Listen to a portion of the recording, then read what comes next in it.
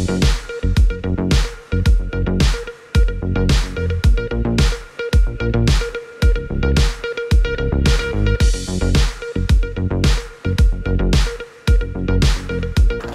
चित्रपटाचं नाव आम्हाला कळलंय, आम्ही पोस्टर बघितलंय, तेव्हापासून आम्हाला सगळ्यांना एक प्रश्न पडलाय, यातली राधा कोण आणि मीरा कोण?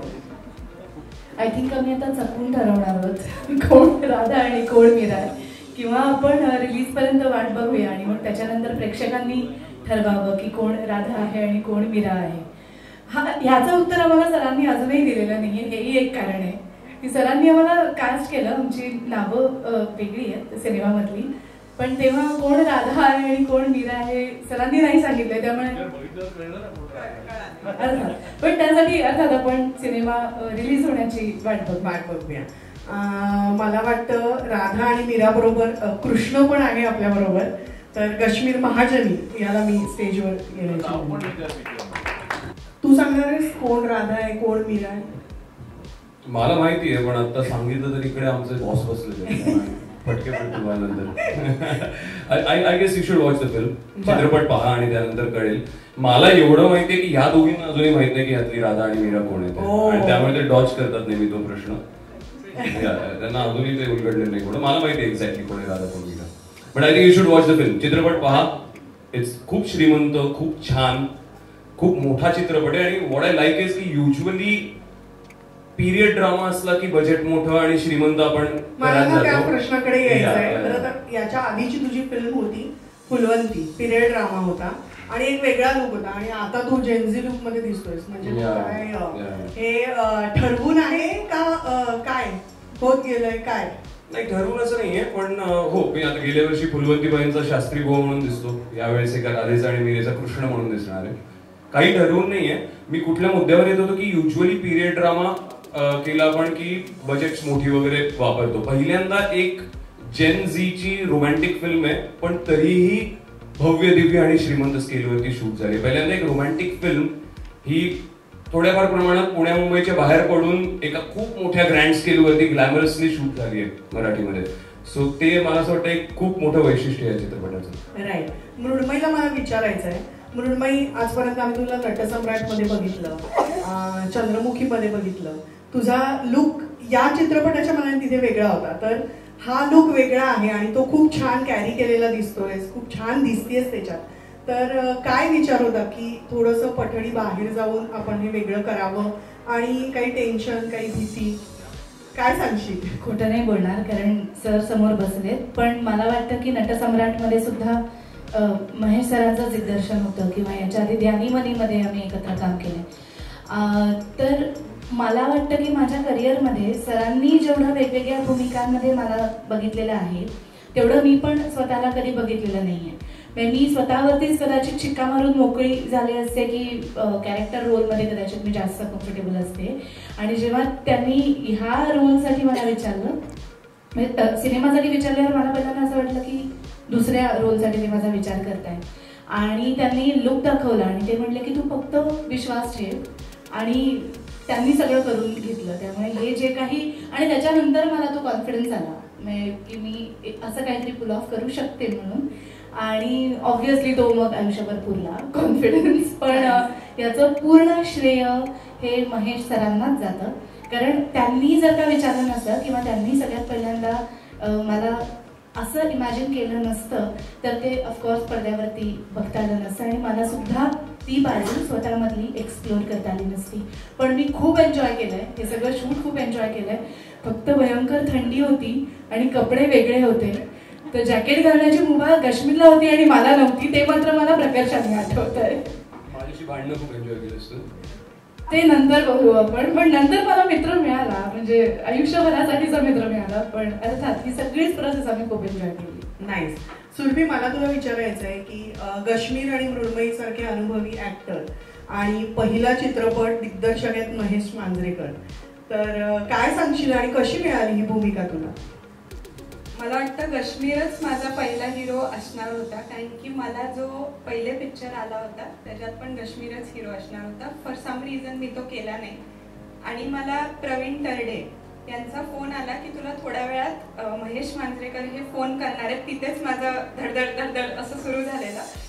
त्यांनी सांगितलं त्यांना तुझ्या म्हणजे त्यांच्याकडे एक स्क्रिप्ट आहे ज्याच्यात he wants you to act, आणि तो फोन ठेवला आणि सरांचा फोन आला. मी प्रिपेअर होतच होते की सरांचा फोन येणार आहे, तोपर्यंत सरांचा फोन आला आणि सरांनी सांगितलं सुरभी भोसले मी महेश मांजरेकर बोलतोय, असा चित्रपट आहे आणि तुला त्याच्यात ही भूमिका करायची आहे.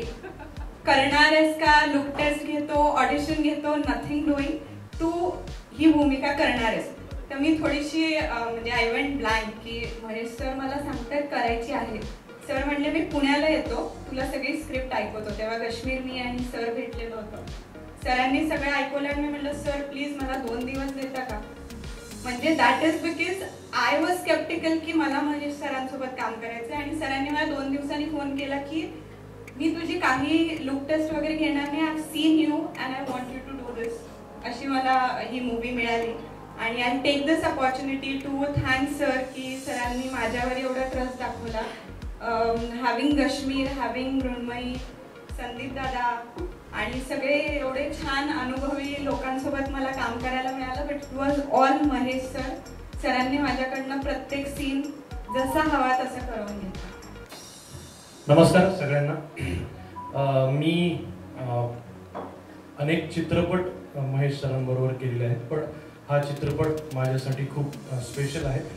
त्याचं कारण असं आहे की अनेक चित्रपटांमध्ये मी ग्रामीण भागात असल्यामुळे मला त्या प्रकारचे चित्रपट जास्त आलेले आहेत आणि चहाच्या पाण्यात भिजवलेले कपडे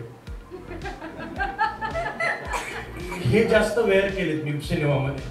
आणि नळदुर्ग म्हणजे पिंपळे सौदागर, टाकवे खुर्द, ढेकन मोहा अशा मी जास्त एक्सप्लोर झालेलो आहे. लोकांना तिकडे ते जास्त मी एक्सप्लोर केलंय. तर मला ऍक्टर म्हणून आनंद वेगळा आहे की महेश सरांनी ही जी मला संधी दिली किंवा संधीपेक्षा माझ्यावर विश्वास दाखवला की हा रोल हा बरा करू शकतो, चांगला करू शकतो. आणि बॅकड्रॉपला स्लोवेनिया आहे. सो ऍक्टरची भूक असते ना की मला हा रोल मिळावा, हा रोल मिळावा, तर ती कुठेतरी भागली आहे माझी. मला स्लोवेनियात शूटिंग करायला मिळणार आहे आणि लेग ब्लेड वगैरे सारखं छान छान लोकेशन्स असणार आहेत आणि तिथे मी बागडणार आहे. तर नट म्हणून त्याचा आनंद एक खूप वेगळा असतो. आणि भाषा सुद्धा म्हणजे तुम्हाला शुद्ध बोलायचं आहे किंवा इंग्लिश बोलायचं आहे तर ते महत्वाचं. हा म्हणजे भाषेवरून पहिल्यांदा मी कुठल्या डिरेक्टरचे बोलणे खाल्ले असतील तर ते महेश सरांचे. इंग्लिश मी सरांना मग बाजूला घेऊन म्हणालो की सर आम्हाला इंग्लिशचे शिक्षकच असे होते. गोपाल सेज दॅट म्हणजे आपण मराठी शिकतोय का इंग्लिशचा तास चालू. हा प्रॉब्लेम असल्यामुळे मी वगैरे हे कधी येणार. आर सायलेंट नव्हताच आमच्याकडे माजलगावला. आर हा नेहमी ठळक असा चपटा होता.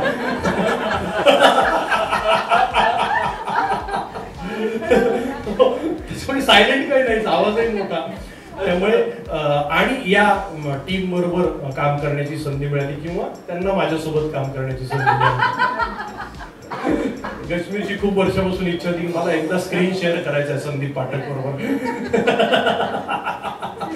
देऊळ बंद मध्ये मी कश्मीर बरोबर काम केलेलं आहे, मृण्मयी सोबत काम केलेलं आहे, नटसम्राट मध्ये, आणि तुझ्या बरोबर पहिल्यांदाच काम केलं, तुझा पहिला सिनेमा असल्यामुळे.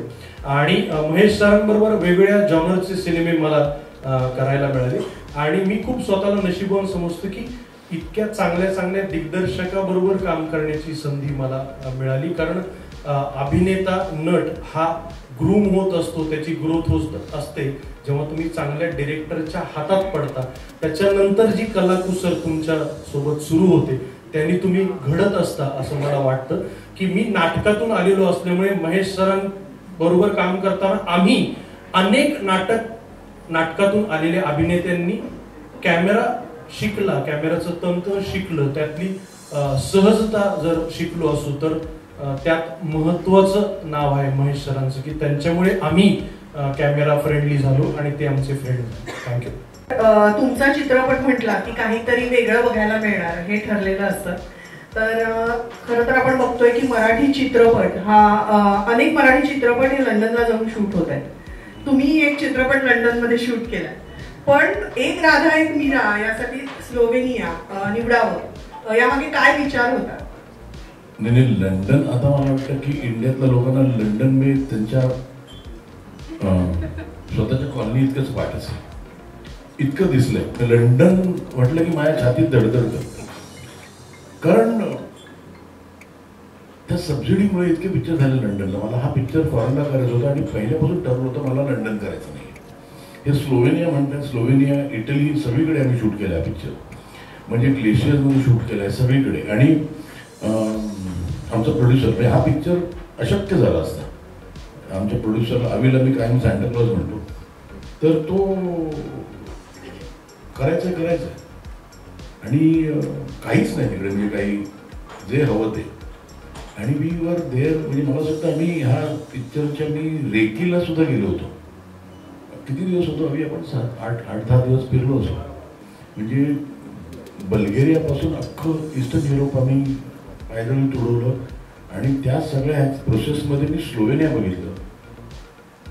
आणि लोक लंडनला जातात, इकडे जातात. If you see Slovenia, within span of about 20 kilometres तुम्हाला सी पण मिळेल, तुम्हाला ग्लेशियर्स पण मिळतील तुम्हाला. म्हणजे it is an outstanding place. Lakes आहेत, lake Bled is one of the best location मी पाहिलेलं जगातलं. तर ते शक्य झालं ह्याच्यामुळे, कारण ही नेसेसिटी होती. आता नॉर्मली काय होतं की इकडचा मुलगा शिकायला कुठे जातो, इंग्लंड की अमेरिका. मी मुद्दाम स्लोवेनिया ठेवलं कारण मला तिकडे शूट करायचं होतं. अमेरिकेत म्हणजे फारच लांब पडतं. म्हणजे नथिंग रॉंग इन अमेरिका, पण the thought of travelling for 15-20 hours ना, हे आणि नंतर आल्यावर इथे 15 दिवस झोप येत नाही बिकॉज जेट लॅगिंग. पण हा picture I feel it is on par with any Hindi film. इतका खर्च केला आणि सगळ्यांचीच कामं, म्हणजे if you see the film, त्यातलं म्युझिक फॅन्टॅस्टिक आहे. हे सांगायला मला खूप आनंद वाटतो की विशाल मिश्रा आज खूप मोठा म्युझिक डिरेक्टर आहे. तो त्यावर मांडायचं आणि ते म्युझिक त्यांनी ऐकून he is done a brilliant job. म्हणजे तो आता विशालला आजचे त्याची फिल्म ॲनिमल किंवा कबीर सिंगची गाणी लोक म्हणतात, बट ही गाणी ऐकणं खूप गरजेचं. आता तो नेमका गोव्याला आहे, he is producing an album द्या, त्यामधलं एक आलं नाही. पण फॅन्टॅस्टिक म्युझिक, त्यामुळे आणि कामं सगळ्यांची चोख, फॅन्टॅस्टिक काम. म्हणजे काय म्हणू मी, बरं ही मुलगी मी एकतर कधीच ऑडिशन घेत नाही. मला ते ना डिमिनिंग वाटतं. म्हणजे एक ॲक्टर आपल्याला वाटतं की असा दिसावा, त्याला तुम्ही बोलवत, ते बोलण्यावर कळतं ना की बरं त्याचं काही का बोलवलं तुम्ही, त्याचं काहीतरी कॉन्ट्रीब्युशन म्हणून बोलवलं ना, मग त्याचं कसलं टेस्टिंग करता. तुम्ही ऑडिशन घेत नाही, तुम्ही बघितलं मी तेव्हाच सांगितलं नको की हो, पण एकदा हो सांगितलं त्याला स्टेप बाय. आणि आय थिंक काश्मीर ह्या म्हणजे सी द फिल्म तुम्हाला कोणीच दिसणार नाही काश्मीर सोडून नाही फिल्मसाठी. मृण्मयीलाही वॉन्टेड होती आणि मी अशी मी म्हटलं कर सी टिपिकल तसंच घेऊन मग तसंच करून घेण्यात काय पॉईंट आहे. आणि she is done an exceptional job. एक मुलगी नवीन आहे, पहिला पिक्चर आहे, कोणी म्हणणार पण नाही. सो ओव्हरऑल म्युझिक म्हणा, लोकेशन म्हणा, एक लव्ह स्टोरी म्हणून त्याकडे बघा तुम्ही. इट्स अ व्हेरी व्हेरी काय म्हणतात, very cute. There is a sense, एक ह्युमर पण म्हणू शकतो, पण मी त्याला रोमॅन्टिक कॉमेडी म्हणत नाही. पण त्या पिक्चरमध्ये एक इनमॉन ह्युमर आहे. So you see the film, it's a very complete film आणि फील गुड फिल्म एवढं मी सांगतो. अपील काही करायला लागत नाही. मला वाटतं दिस इज द अपील. तुम्ही ट्रेलर जे दाखवता आपल्या गाणी तुमची असतात, दॅट इज द अपील. म्हणजे प्रेक्षकांना मला वाटतं काही सांगायची गरज लागत नाही, पण एवढं सांगेन की तुम्ही हा पिक्चर बघितला तर तुम्ही डिसअपॉइंट होणार नाही.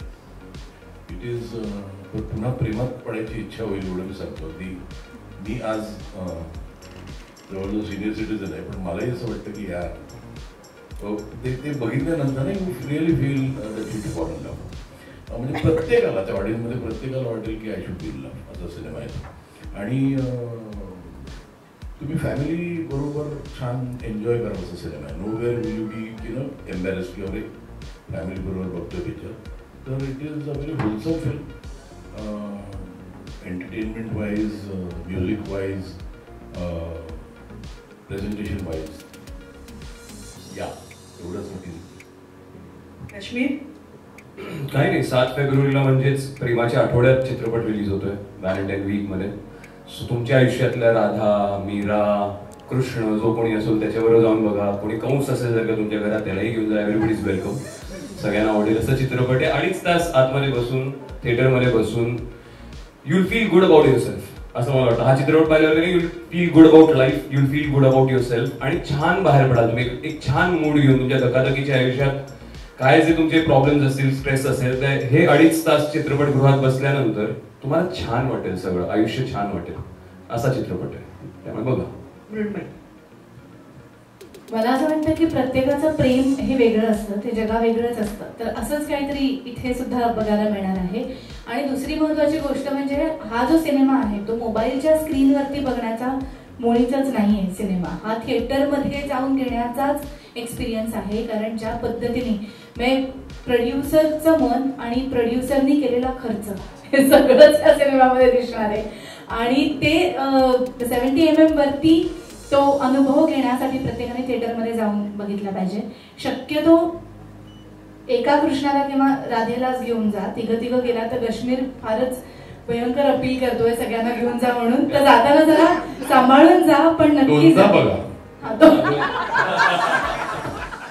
हरले यावर केल्यानंतर मी काहीच नाही बोलत. एकदा राधे बरोबर